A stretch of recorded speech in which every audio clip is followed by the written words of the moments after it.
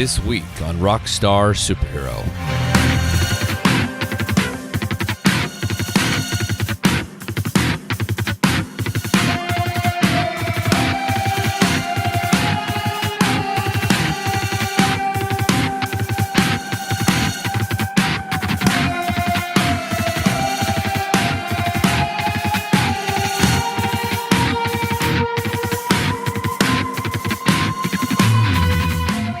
Yawn has created a new thing. Yes, it's common to say this about a band you love or are inspired by, but oftentimes, there's little truth to the statement. However, Yawn have made something unlike anything else in music. I have to admit, I didn't know what to ask the guys, even though I was very prepared and written down a number of questions because, well, I just wanted to hang out with them. I'm also not going to say anything else about the band at this moment because, well, you'll have to listen to the show for yourself. If anything, the music that bookends the show today should say enough. You will either be transported by it or confused. And either way, you'll know quickly if you want to hang around. This is my open-ended conversation with the purveyors of heavy jazz. This is Yawn on the Rockstar Superhero Podcast.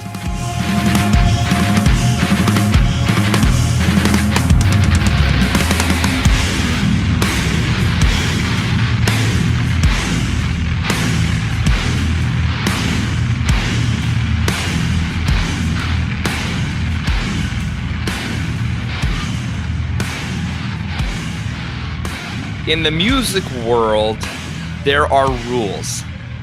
And you guys have chosen to ignore all of the traditional music writing rules and kind of made them your own. And that is why you are so intriguing and amazing to me, because you've really stepped out against that whole thing. You've sort of basically taken what Bach did and you said, nope, we're going to just do it our way. We're going to break it up. We're going to keep it simple, kind of, but we're going to use math as a force in music. And right? Am I on the right path? Yeah, of course. Yeah. Okay. So here's a simple but slightly complex question in the beginning. What are you trying to say with your music, and why do you want to break the rules? I can start. About breaking rules. My whole life, it's been hard to follow rules in general since I was a kid, and I think that's is reflected by the music a lot. I have this urge of trying to be myself, the best version of myself, always, and not to be the best at doing things that others are doing. Sure. And that is about the rule part. That is my main point. What did you ask more than rules? It was really about what are you trying to say with the music? But if you're trying to break the rules, you're trying to say with your music that I dare you to listen, maybe. I dare you to like this?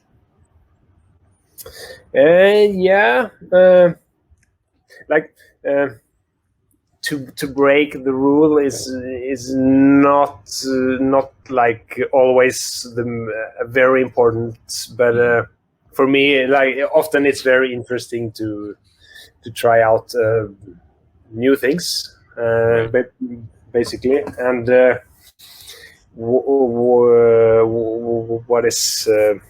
what we want to say with it is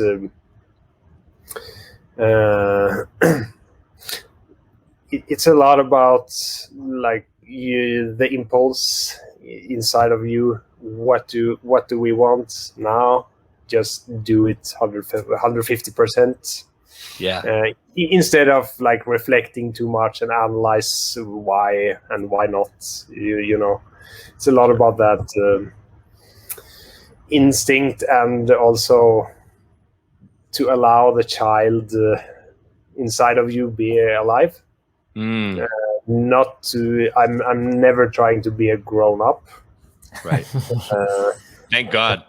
Yeah, well, the music is the eternal child for me with this project especially. Yeah. All right. Thank you, Oscar. How about you guys? How about Torfinn or Mike? I think the thing about rules is kind of interesting because it's there are rules. Let's say there's rules in place until somebody decides to break them, and then the rules get shifted, or the goalpost gets shifted, and then you have certain bands or artists or composers or whatever that have all, like, the ones that I think the common, like, influences that we have are a lot of these bands that kind of looked at what was going on and said, nah, like, I got to do something. I got to do my own thing, and it doesn't exist in this framework. And then they sort of, they set the bar somewhere else. And then you have, all these copycat bands and whatever that come. Like, I think a lot of those trailblazing artists are kind of not just the music they made, but also like the spirit behind it. I think is really inspiring for us. Yeah. I see a lot of the bands we have like a common source of inspiration or common influence. It's usually like the inspiration comes from their mindset of breaking the rules and thinking outside the box rather than their sound. Like if it's a common jazz influence or metal band influence, or it's like we draw the inspiration way more from like this mindset. Yeah. I can tell this is going to be fun because you guys literally love the exact same kind of music I love, right?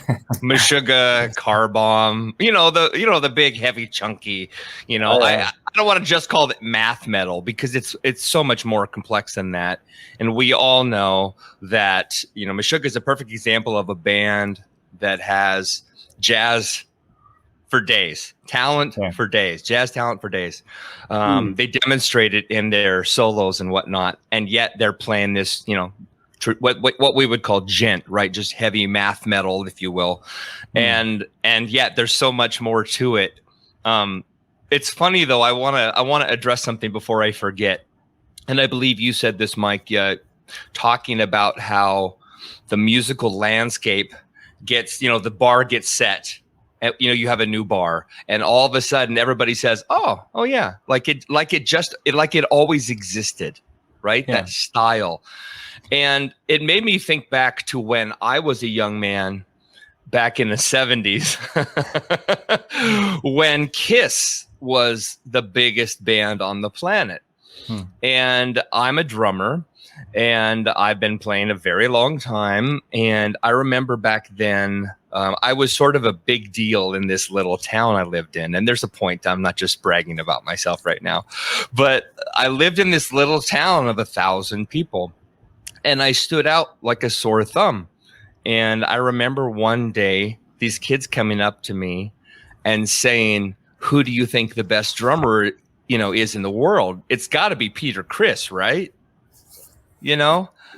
And the answer is definitely no. He never was. But popular culture makes an assumption that thing and those people must be the best at what they do because they're the most famous, right? They're the most popular. They're the most something.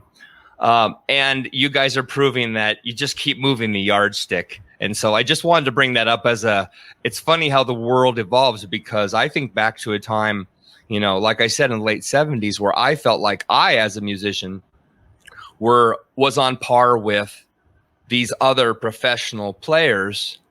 But today I don't feel that. I know I can play pretty much anything, but when I listen to you play, Oscar, for example, there are just things you do that surprise me. The choice of subdivisions inspire me. Right. I don't necessarily think that way. I can listen to it. I can appreciate it, but I don't know what the hell's going on either. That makes two of us. Yeah. Yeah. I'm glad to hear. Yeah. Just thank you for the comment. Well, you're welcome. You're welcome. Let me ask this question, maybe to break the ice a little bit. Back, I want to say last year, and it might have been before that, but quite a while ago, you posted a video online. You were maybe using dice or something to pick time signatures, and you were writing down 3, 7, 9, 1, 4, 4, 9, 8, and you were writing all these numbers down, and then you sat down and you tried to play that. And what blew me away is the idea of saying, let's see what happens by putting these random numerical ideas together. And two, what blew me away is the fact that you pulled it off. And I mean, and granted, it's on video, so I don't know, but it seemed to me there was no rehearsal. You just stepped in and said, "This is what we're going to subdivide." Is that true? Yes. Because holy shit! I mean, that doesn't make any sense to me. It really doesn't. I just don't understand it. Yeah. But we all the stuff, all the math stuff we do on the spot, but it's not like the very first take always, Sure. of course, but we don't prepare the stuff really, because except for the calendar thing, we composed as well on the spot, just written, grooving, trying out ideas, and then press record, basically. Unbelievable. So I just gotta fill in I know which video we were talking about, the rock paper scissors. Yeah, it was kind of a weird time because like Corona, the pandemic hit. March 12th was lockdown in Oslo. Wow. So me and Oscar, after a few weeks of being inside, we were like meeting in the studio or the rehearsal space every day, just practicing these weird meters, and that's where the magic started to happen. we were like, what are we gonna do today? Yeah, just write a bunch of numbers and divide every two beats into 7 and 11. Yeah, I figured there had to be a common denominator. It couldn't be, the top number. You had to have subdivision. You had to have a choice in place, and it sounds like you had eighth notes, right? On that. Dun, dun, dun, dun, dun, dun, dun, oh yeah, no, right? Yeah, no, that was actually quintuplets in groups of. I don't know which one you're talking about. Okay. The da da da da da da da da da. Yeah. The fact that you're talking about quintuplets is just hilarious to me, but I love it. But that was a lot of quintuplets grouped in other numbers than 5, which is weird, very weird. Yeah. But just to mention, when I and Torfinn have done this, we have very different approaches in some ways as well. Torfinn is very good at understanding, before trying. Torfinn knows how to think and what to do in a way. For me, I'm a little bit more random and also a little bit muscle memory based. And I don't see the bigger picture like you, Torfinn, do, but combined us two together, we figured out some kind of workflow, how to work with it pretty quick in a way. Yeah. Do both of you, meaning Torfinn and Oscar, do the both of you write the majority of the material, or does the band as a unit write the material? How does it work with you guys? Actually, until now, on this upcoming record, it's been like a laboratorium or a playground for me and Oscar sitting in studio, just making weird noises and coming up with these ideas, some guitar riffs and stuff. But now it's kind of evolving into a more process where everyone is kind of more involved, especially Mike.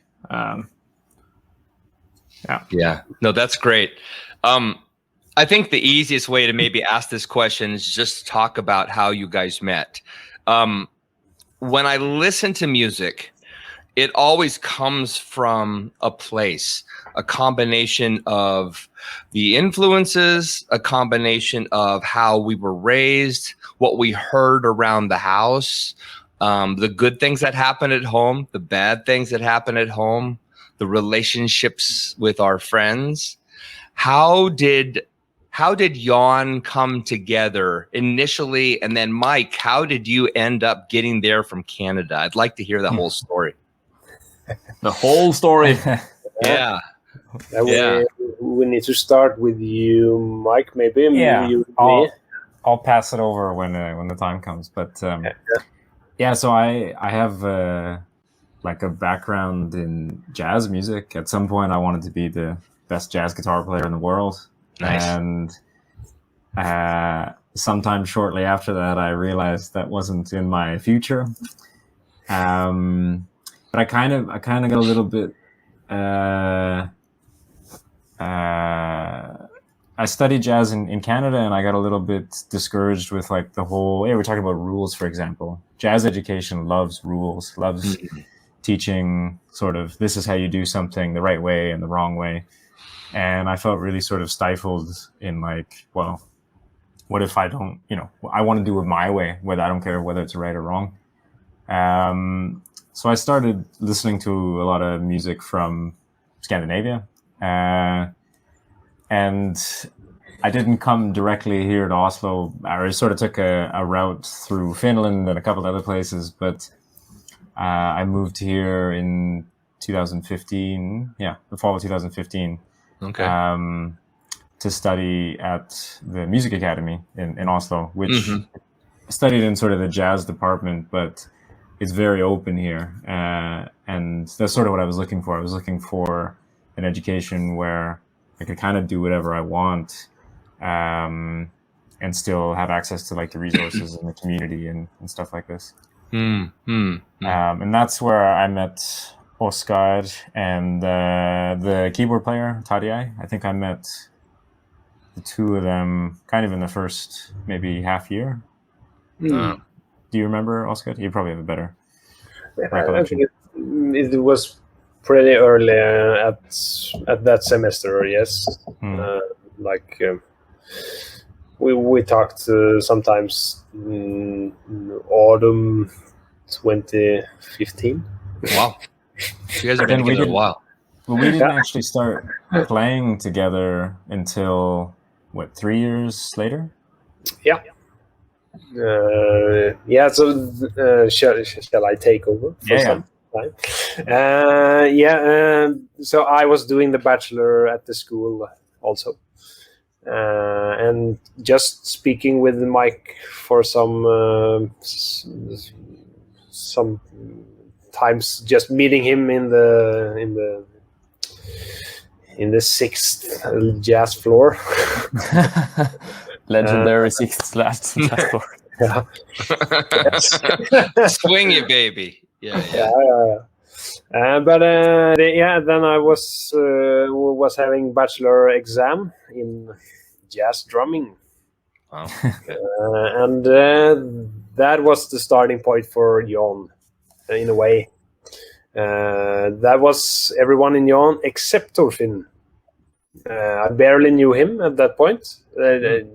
I knew you a little bit, but that was so I just wrote music, random music for that occasion, and then with a year break after that, I start up again. And when I knew Torfinn a little bit better, I brought him in there. Nice. Then the real foundation of Yawn started in 2019. Gotcha. So I have to ask then about Torfinn from your perspective, Oscar. is what made you want to bring him in? Was it his musical skills? Was it his personality? What was it? His charm. His handsome, his looks. Yeah. My hair. Yeah. You're tapping. No, but all kinds of reason. I didn't know you that well either at that point, but I knew that he was a very good guitar player, especially in the heavier area. And at that point, it started with I felt that because you maybe noticed that Mike is writing quotes on stage, and I realized we need some help on the guitar front line, because you cannot play guitar and program all the time. Right. So that was the main idea, and then I need to find a guitar player, and then Torfinn was the guy. Nice. Basically. Nice. It's something about drummers. We're always the ones putting everybody together. It's like we see the big picture. You know? Yes. I think it's because we sit in the back and everything is happening in front of us. The visuals are happening in front of us. The sounds are happening in front of us. It allows us to arrange and interpret things a little bit in ways that other people, because secretly we're the bosses. You know, don't tell anybody, but secretly we're in charge. It's no secret in this band. Yeah. That's good. I agree. I haven't thought of it like that, but you have a point. Yeah. An overview, and I'm like a drummer is not as focused on the same details as solo players, guitars and keyboards or whatever. Right. Because our skills are more based on non-melodical stuff, and right. Maybe that's have something to do. Yeah. I think that's why somebody like me would love Yawn so much, though, because there's so much rhythm. It's about the rhythms, and not to knock any of the melodic textures, but it seems to be just more about the hidden pulse that's underneath everything, and that chunk that's pushing its way through it. Cement is such an example, and what's interesting about that piece is it's super catchy, and it shouldn't be. Does that make sense? I mean, I'm gonna use it to. I want to put it on the show so people can hear what you sound like. But to me, I just like, oh yeah, that's cement. Like I just know I know that song. I don't even know if I can call it a song because there's no lyrics. It's just, hey, all right. But it's got a real heavy swing to it that honestly, I mean, it has swing. And I don't know if anybody's ever talked to you about that, but that's how I hear it. I hear the swing in it. Yeah. I think we've talked a little bit about like things have to groove. Like it can be complex music and it can be in 11 or something, but it's got to feel good. It's got to feel good, like in your body, whether you want to headbang or you want to jump in a mosh pit or just, tap your fingers or whatever. I think it's still it's got to groove somehow. Yeah. And the challenge then is playing in playing complex stuff and then like making it swing, as you said. Yeah. If I could, let me ask Torfinn this question so that we can kind of control it a little. When I listen to this kind of music, the first thing I think of is, okay, this is complex. And then I think about who is the audience for this? And I think of, it's people like myself. It's people like us, right? Us four that are talking right now. Clearly, this is music for people like us. Knowing this is never going to be the kind of thing that is popular in the bigger world sense, the traditional pop music, name any pop band, it's never going to have that sort of catch. What are we talking about? Yeah. Well, let's just be honest, right? what? I'm out. What? Yeah. quit Where's the my band. Rolls Royce? It's not what I signed up for. But what is the reason behind what you do? Is it strictly for the art? Is it for the heart? Is it hoping to change the world's perspective on this type of music? I'm curious.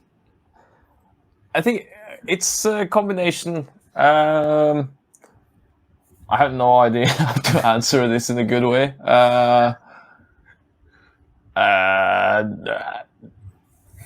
It's. Do anyone want to? Yeah, I can fill in. Yeah. Heart and then art. Yes. That's awesome. I think that is a very. You basically said it. Like we're doing it for ourselves a lot. Mm-hmm. Yeah.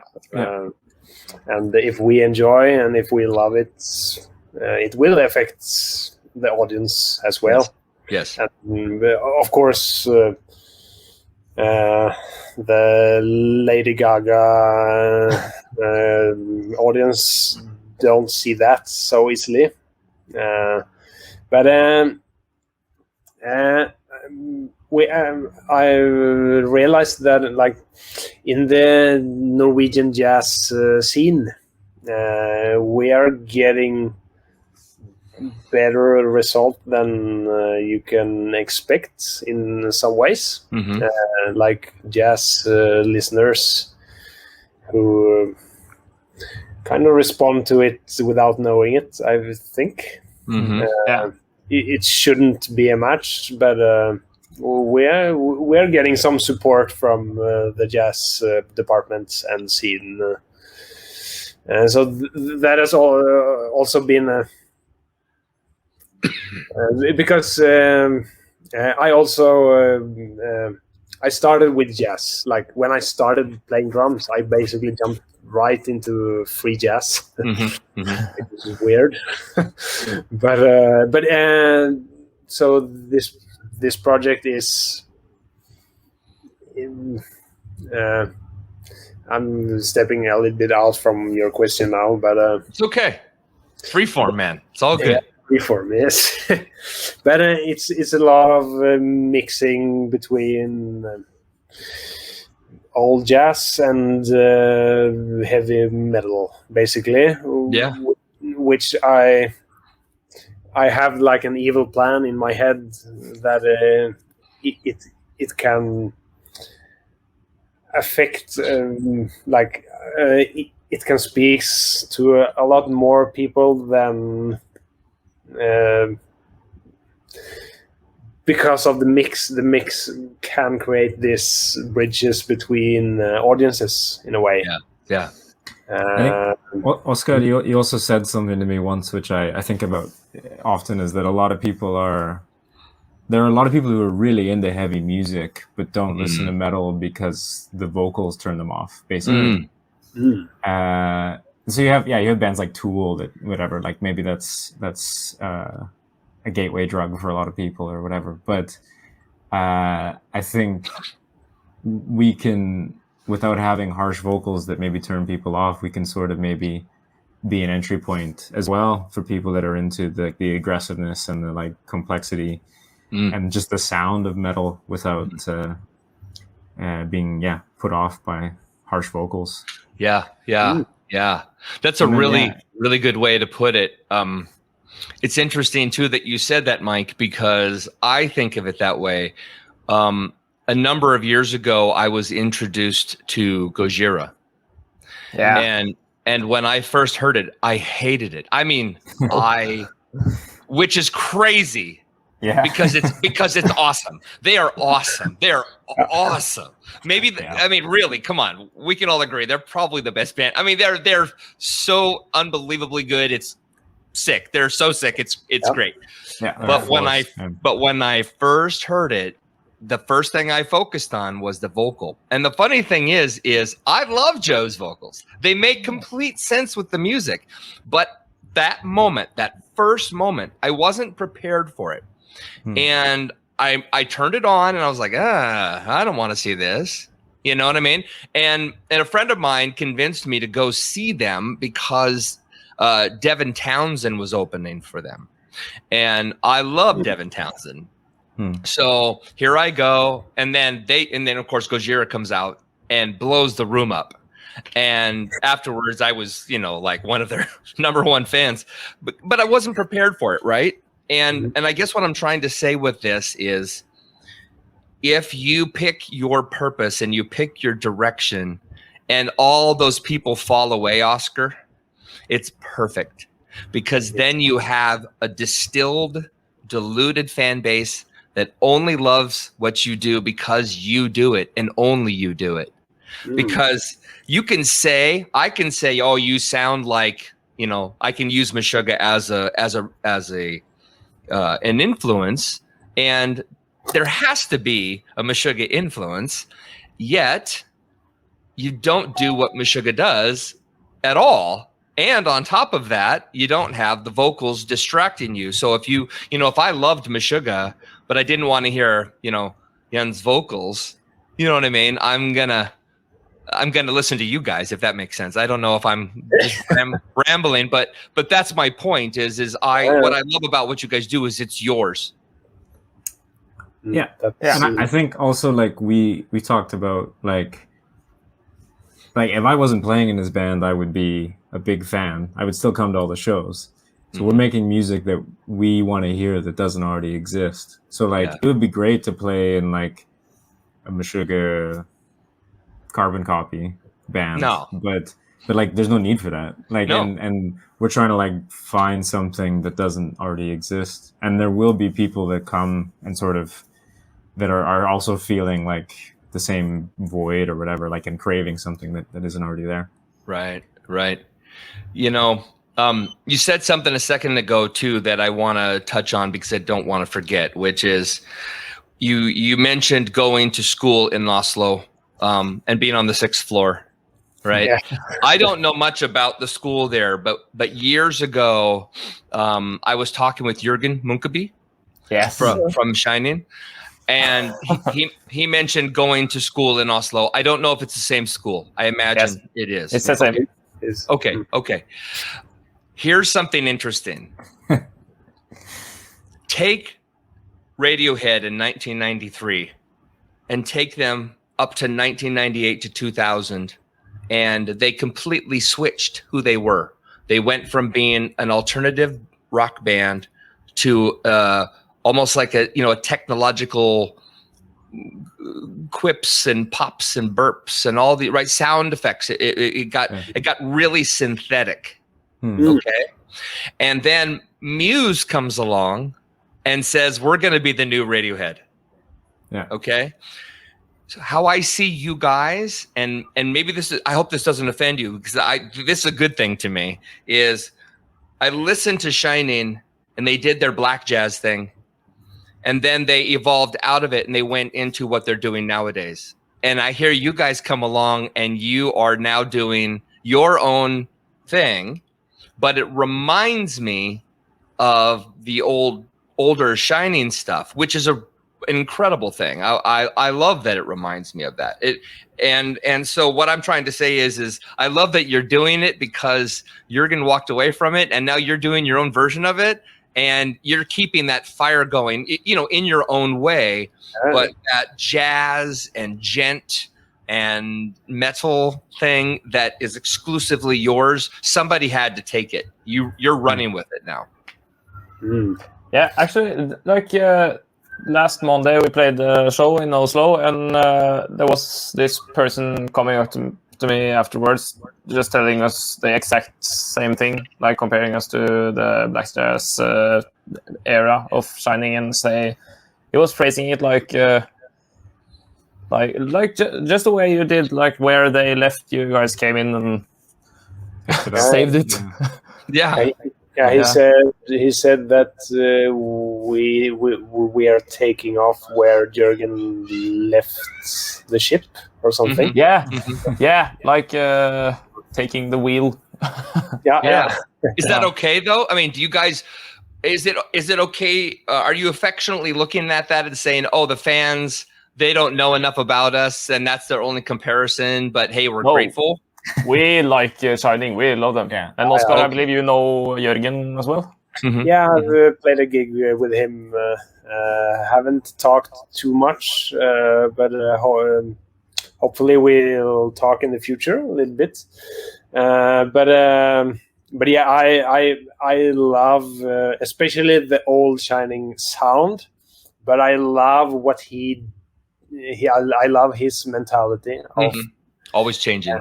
and go fuck yourself thing, you know.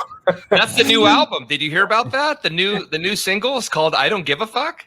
Yeah, that's right. I haven't heard it yet. Is it out now yet? No. Well, No? but if you look on their page, you can hear at least snapshots of it, and it's very, very synthetic techno, but it's got a heavier. It's not as light as the last album. It's a little chunkier again. Yeah, I'm looking forward to hear really.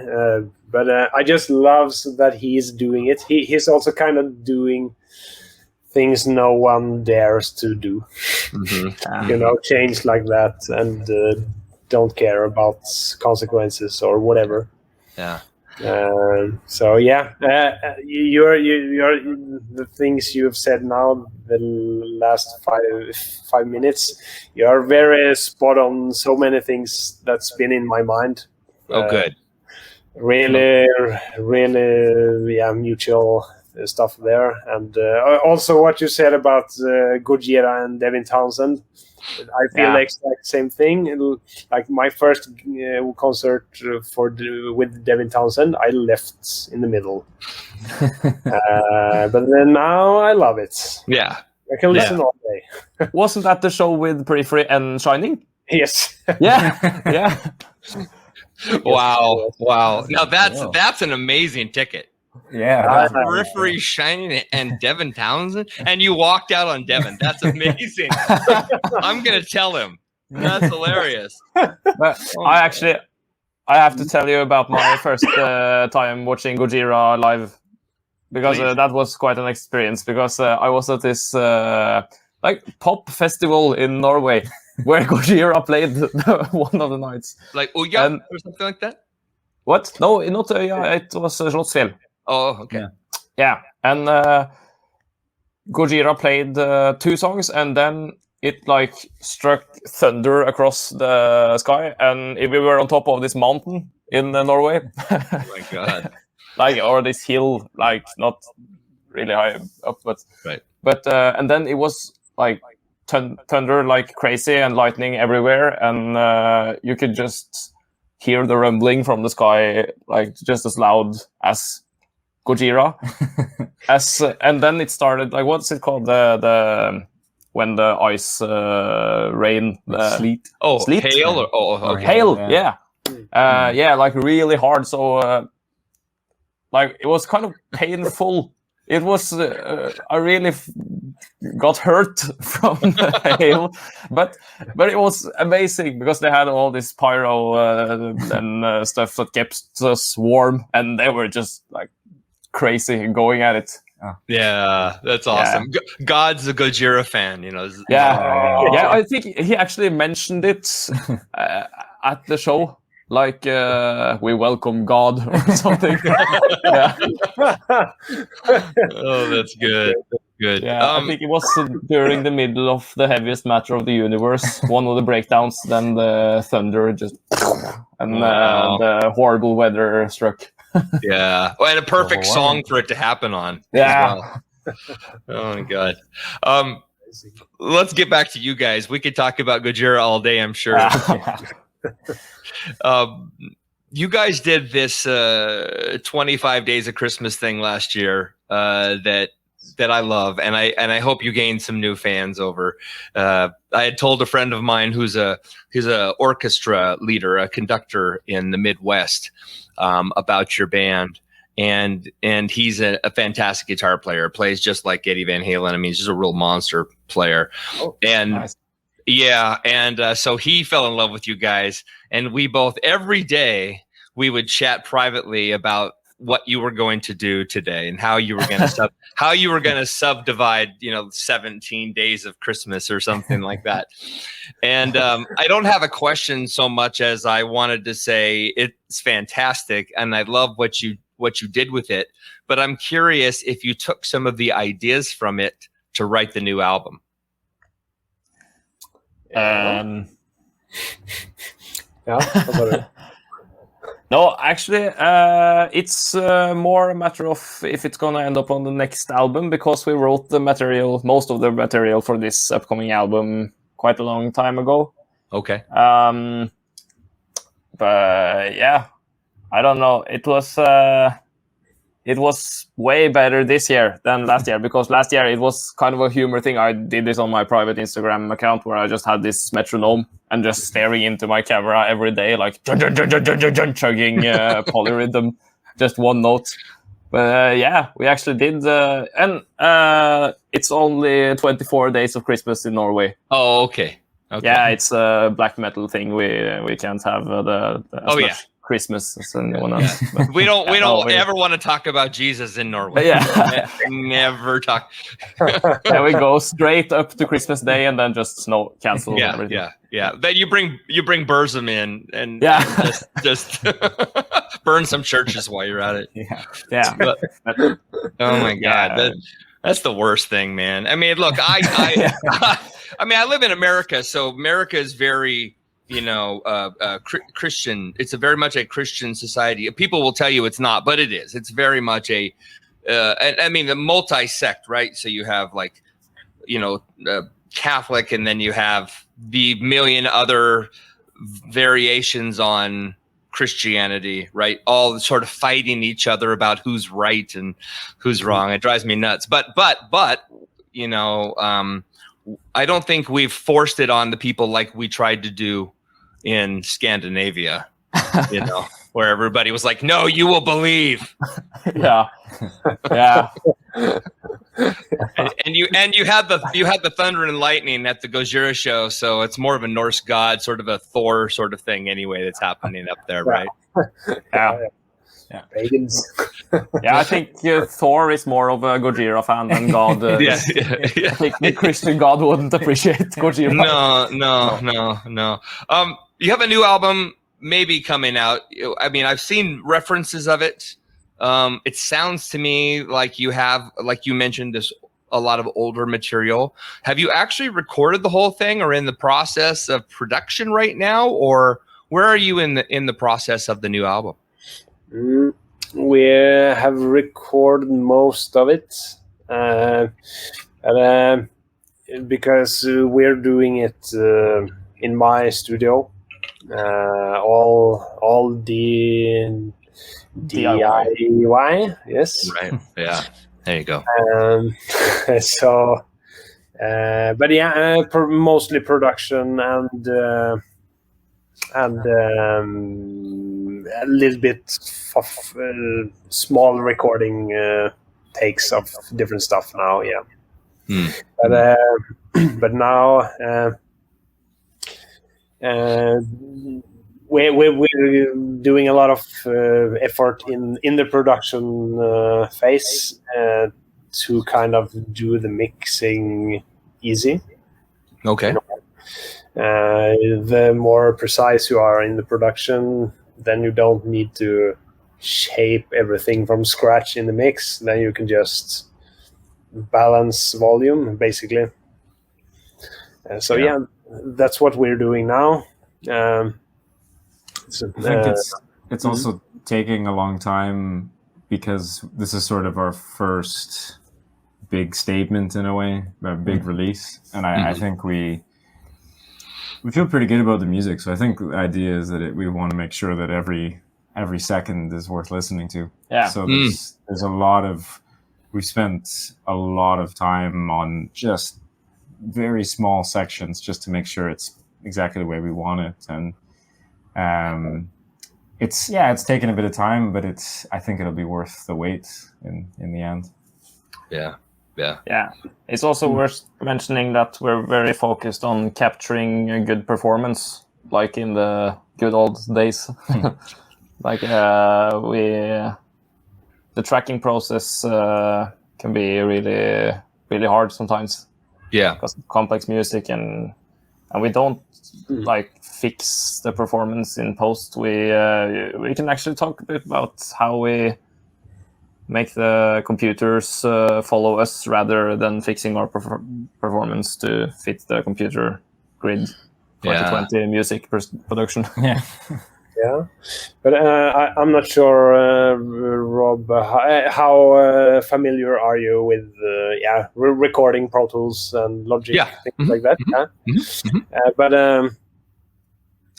about what Torfinn said, because nowadays, like all, especially metal bands, but also pop bands and pop artists, it's quantized, yes, and like the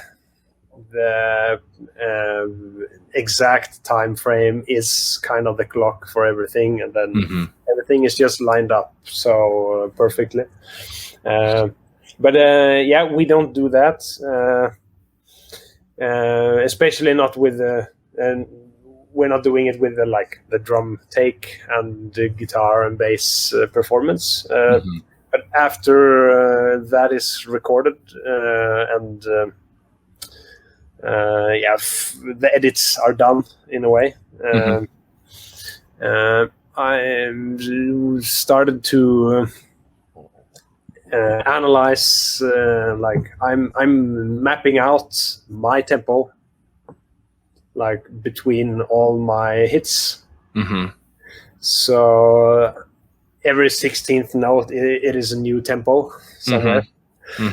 So by doing that, you can get the computer, the MIDI, the synths, and the Super Collider, the software Mike is doing. Everything can just lock into my performed humanized drums. Yeah, that's great. That is very, I'm sorry, I had a little delay there. Sorry. But it shows how good you are as musicians, and I mean, I think that's crucial. You made it very clear too. I mean, Torfinn did, especially, that look, this is us playing. You know what I mean? And it's true that most music today, especially metal, and especially the subgenres like, you know, the djenty stuff or the metalcore stuff, is very, very quantized and precise, because it's been done that way for whatever, 10, 15 years, that precision and loudness, right? Super compressed tones, everything at the same level, but everything at 110%. There's no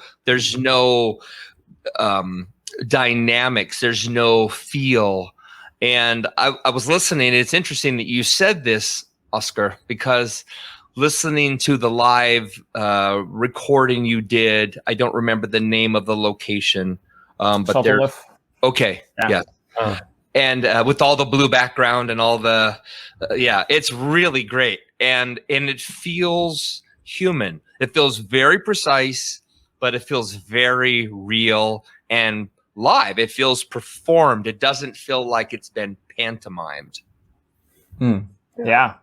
And I think I'm now ready to answer the question from a long time ago, who this music is for. Because I think this idea of this band kind of resonates with, I think this music is for people who just want to experience good musicianships, and we do a lot of improvising. All the solos are improvised, and we like the intuitive aspects of music and like hardcore playing performance. Yeah. And I don't think that's some genre. There's some overrepresentation of this in. I think anyone like who just appreciates really good musicianship can enjoy this and be a part of the audience. Yeah. I mean, one of my favorite shows of all time was Animals as Leaders. I've never personally, as a drummer, I don't need vocals or any traditional vocal melody going on to be satisfied with the performance. I want to hear the music anyway. So again, I'm a perfect example of your kind of listener, your kind of fan. but there's a lot of us out there. They just need to know about you, you know? And if you're doing, again, this original thing, because you really don't sound like anyone else. I know it's obvious to say the Meshuggahs, but the reality is you don't sound like Meshuggah at all. I mean, to me. It's hard to sound like Meshuggah. Yeah, but I wouldn't. Yeah, we try. We just I wouldn't want to. No, I mean, I wouldn't want It'd to. be easier to do our own thing. So Yeah. We're a half-assed Meshuggah. No, yeah, it's not too slow, not too fast. It's half. Yeah. Yeah, but it's the 8-string sound, you know. If we played the 1 octave above, maybe the Meshuggah thing wouldn't be that clear reference. I don't know. Yeah. But when did you see Animals as Leaders? The 2014, 2015. Oh, okay, so you didn't see them with the car bomb? No. I saw them actually with Devin Townsend. They did it. I don't know if they did that in Europe, but in America they did a tour with Devin Townsend and I want to say Monuments. Oh, nice. It was a great show. Alex Rudiger was touring with Monuments at the time. It was lights out. It was a really great act. Yeah. nice. Yeah. Perfect recording too. I mean, not recording, excuse me. Perfect sound live. I mean, that whoever was running sound for Animals as Leaders had the room dialed. It was, I mean, I took my earplugs out. It was perfect. Yeah, we went to see them 2 years ago, and the Car Bomb was the support band. But I really agree. It was a really good sounding show. Yeah. And of course, the performance is it's flawless. Yeah, it's amazing. Yeah. But there you go. There's proof that people want to stand. They'll stand for hours to just watch great musicians play, as long as it's personal and the music touches them in some fashion, right? What's great about Yawn is it's touching me in my bathing suit area. You know what I mean? It's getting in the groin. It's getting in the guts. It's not friendly. There's like, I mean, I know I'm being kind of silly right now, but the fact is your music does some ugly things, and that's precisely why it's so great, because it refuses to kowtow to traditional, and that is in very, very sexy, very attractive, I think, to people like us, right? Who want something to push them off the edge of the table a bit. Yeah. The music I love is always like, you hear it the first time and you're like, how the hell did they do that? Yeah. Like, how did they even play that together? Or like, how is that technically possible? And then the stuff that really blows my mind is like the 10th time you've listened to it, you still have no idea how the hell it's going on. Yeah. And we kind of, we've been thinking about this a little bit in the band, like having that experience, like, even just like starting a song at a show without counting in or looking at each other, like suddenly the song starts. It's like, how the hell do you do that? And I think that kind of creates this experience where it's not just like the music is what it is, but it's a show live. Like we want people to get lost in the Yawn universe for a whole show. And then when you're done, you're like, just totally, overwhelmed with like magic, Yeah. I really want to encourage you guys, if you haven't done this yet, to get that name trademarked too. Yeah. For real. Oh, I mean, for real. The reason is I've a few bands recently that I've interviewed. One that's quite successful in the UK. Had to change their name because of a lawsuit from a band in Australia. And when you have a word like that, you know what I mean? I just when I told my friends, I was like, man, I love this name. The name Yawn, it's perfect for this music. Perfecto. is please make sure you own it, because I would hate for you guys to have to change it after you've gotten all this juice going. You know what I mean? Yeah. That is a very good point. Yeah. I'm telling you right now, if you don't do it, you're going to have problems, and it's because you just need to own it. Definitely own it at least in Norway, and then then go about getting it throughout the rest of Europe and in the States, because inevitably there's somebody who's like, oh man, I've never heard of a band called Yawn before, and they might get a deal with a major before you do, and then you're in trouble. Yeah. Actually, Yawn is a pretty common name in Norway.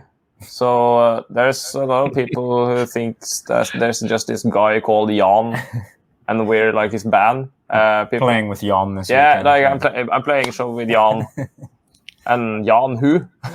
Yeah. Yawn Hammer. Yeah. Pew! So are you touring in the fall? I had read something about a band, but I wasn't sure. I remember, I want to say it was like Navian or Navian. Yeah. Is that coming up? We played with them last Monday. Oh, yeah, no, we don't have a tour scheduled, but we would love to tour with them. That would be fun ride. Okay. So you don't have anything coming up? Yeah, we got this European tour planned for spring 2022. That's quite some time to prepare for. We have booked some shows like in Hamburg, Liège, in Belgium, in 2 shows in England, 1 in Scotland, and then there's this gap we're trying to fill before a show in Slovenia and 1 in Poland or something? Yeah, somewhere in the Eastern Europe. Yeah. Okay. Yeah, we're planning a quite long tour. Wow. Are any of you married with or have children? No. Smart. No. Keep it that way. keep it that way. You don't need any distractions. That's good. I want you guys out there because I need to see you. And I know. Look, I hate it when people say like, "Come to the States." How come you don't come to the States? And I'm saying it's because it costs a ton of money. Yeah. And the logistics are very difficult. What do you expect? It's not like, everybody thinks musicians are rock stars. They do. And then they think, oh, rock star means you're wealthy. And none of those things are true. No. No. Or I'd be playing music. Yeah. There's aspirations to come to Canada at some point. So if we hit Vancouver, we'll let you know for sure. Well, if you do, I'll definitely. That's a no-brainer. That's a 2-hour drive for me. I'll bring 100 of my friends. We'll invade the border. It'll be perfect. Yeah. No, I do. I love you guys. I have some silly questions. I know. Look, here's the thing. People are going to listen to this and they're going to say, what the hell did they talk about? And the answer is not much. We just kind of hung out, right? We're just hanging out, right? Our love for Gojira and Meshuggah. Right. Yeah. But here's the thing. I know when people hear this, they're going to say the same thing. They're going to say, look, these guys got along. There must be something there. There has to be something, right? There has to be a reason we're connecting. And the connective tissue is your music. But it's also the humanity of you guys. You guys are so much fun. You're so interesting. And I think that's what matters. None of this other stuff matters. All the things we're supposed to say on a podcast or right, all the traditional marketing stuff, none of it really matters. People want to know the human. They want to hear the music. They put the two together and they go, oh, I get it. Or, oh, I don't. Right? Yeah. So let me ask you some silly questions and see how you answer, and then that will give your new fans a reason to love you all the more. Is that fair? Yes. Or hate us. Okay. Even more. So I'll start with Oscar on this question. So Oscar, this one's for you. Yeah. What do you wish you knew back then? Oh damn.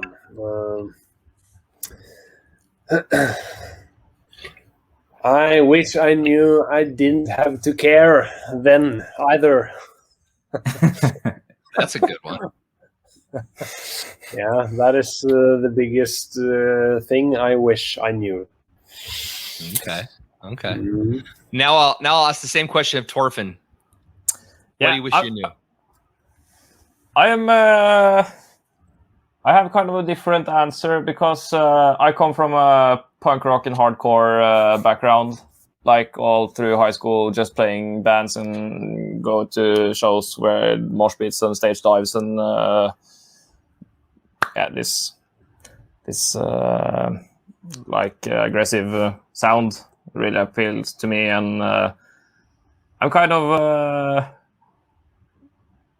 of been like opposed to everything all my life. Like not like everything, but I think in some way the playing jazz music with this pissed off attitude is kind of cool, but like learning that it's okay for things to take time and like put in a lot of effort in making a great album and a great song. Or I mean, like I would tell myself, my younger self, that it's okay to just chill out for a bit. Like, yeah, you got to name that. The new album has to be called Pissed Off Jazz, though. Yeah. Like it totally does. I mean, come on, that's actually a great title. Yawn, Pissed Off Jazz. But it's kind of like, I mean, I've thought of this band like, I mean, I also went to the same school, the Norwegian Academy of Music, and I've been on the 6th floor and all of that. And I really think of this band, like it has kind of this punk rock attitude where it's DIY. We don't work with anyone else, and we produce and write everything ourselves. And it's also kind of this idea of just changing the world and just go in another direction. That kind of reflects on my background of being a pissed off punk rocker in my youth. No, that's great. So I think what I would tell my former self would be like, just chill the fuck down. That's good. It's okay. Okay, Mike, it's your turn. Here's a question for you. What advice did your parents give you that you ignored?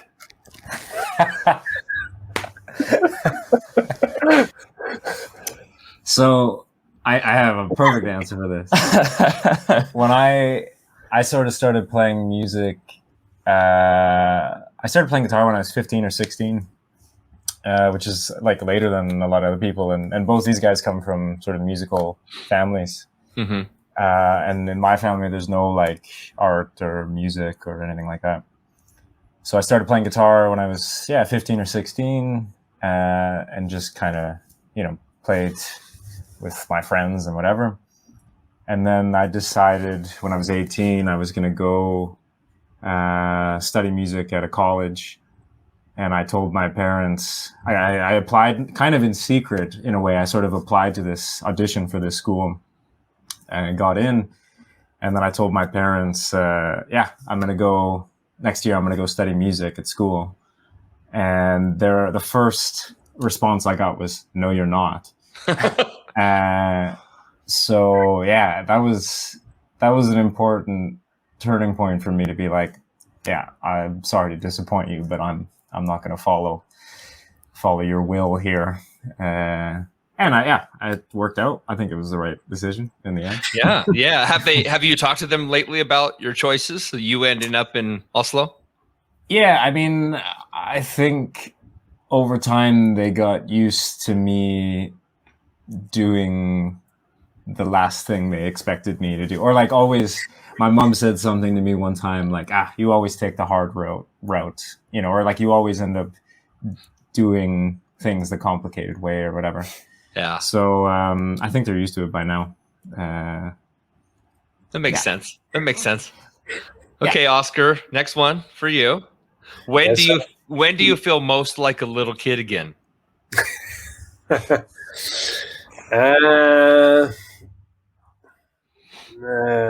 When of course it is in Pro Tools. And That's the weirdest answer I've could have expected. That's pretty bizarre. Yeah, but I'm in Pro Tools, and I'm playing with samples and creating sounds, basically. Cool. Yeah. And the sounds are not always the most correct. How do you say?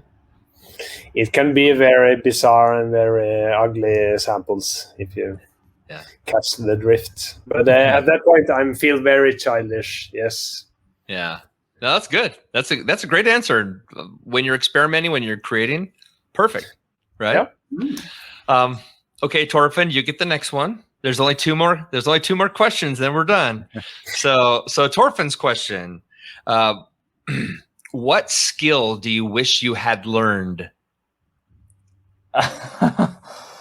Oh.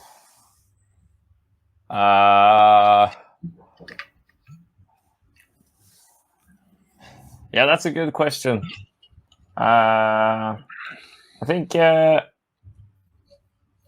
like graphic design and animation and producing good video material is a skill that's really valuable for a musician in 2021. And I wish, I'm producing all these videos for us and just getting into the like basics of video production. But I wish I had spent more time. I mean, I've been producing audio and writing songs, and I've never been like walking towards being the best guitar player. And at any point of my life, I've never had the desire of like, I just want to have all these tools. And I think the visual graphic design aspect is something I have never done, and I wish I could do this as well.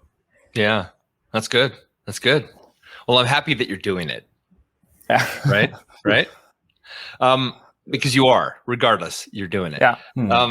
Okay. The big ending, guys. How do you? Yeah. How do you want to die? Everybody's rubbing their hands together. Yeah. Yes. I can't believe we haven't talked much about this. Have we ever talked about this? Talia and I have talked about Yeah, that. Talia, I definitely have talked about this.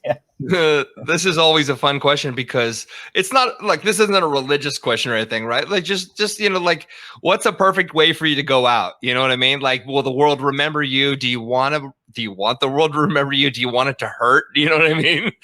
Yeah, just the silliness of it.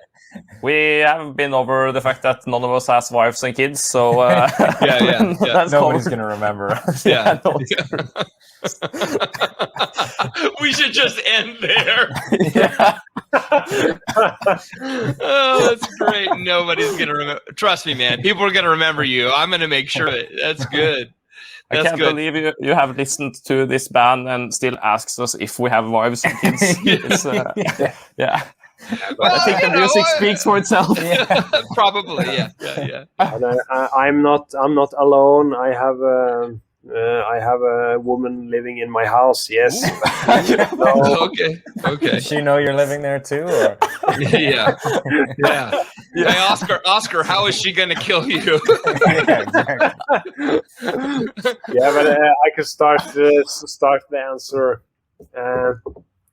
It's a funny question. That the last 8 years or something, I haven't been thinking of death any moment at all. Almost. I'm right now not afraid of dying. I see the art of dying. But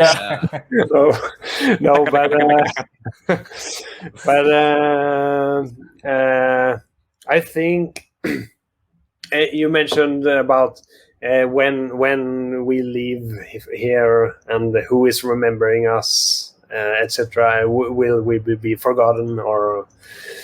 And for me, what I would enjoy is that people have joy of my doings.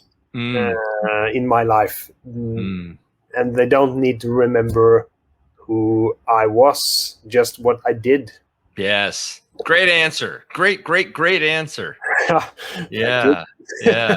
How about you, Mike? Yeah, I mean, I agree with that. I think like being a musician or an artist is like, it's a privilege. You kind of you're able to create things that, you know, live on forever, especially like digital media. So I think that's kind of a nice feeling to think that we can, if we make a nice record that, or several of them, you know, people in 100 years can enjoy it on their hologram laser music player or whatever. But yeah, I mean, as to how I want to die, I would love for it to be something absurd and sort of comical. I think I haven't really planned anything, but something absolutely ridiculous, or, you know, like on stage. I think that would be. Oh yeah, that would be super Rockstar. Yeah. Or go for stage dive and everybody just bails. Yeah, that's perfect. And there's the outline on the floor, like exactly. the chalk outline. Yeah. How about you, Torfinn? No, pretty much the same thoughts. I haven't thought about it that much. I mean, on the serious side, I agree with Oscar. On the not so serious side, it's. I mean, dying on stage or just eating a banana wrong or something. I mean, anyway. A banana in your throat. What? You want to die with a banana in your throat? Yeah, that's the way. That sounds like a song title. I have no comment on this. It's awful. No, but you know how lemon, what's the name in English? The lemon, the animal that gets so angry, so they You want to die choking on a banana? No. I mean, that's what I don't understand.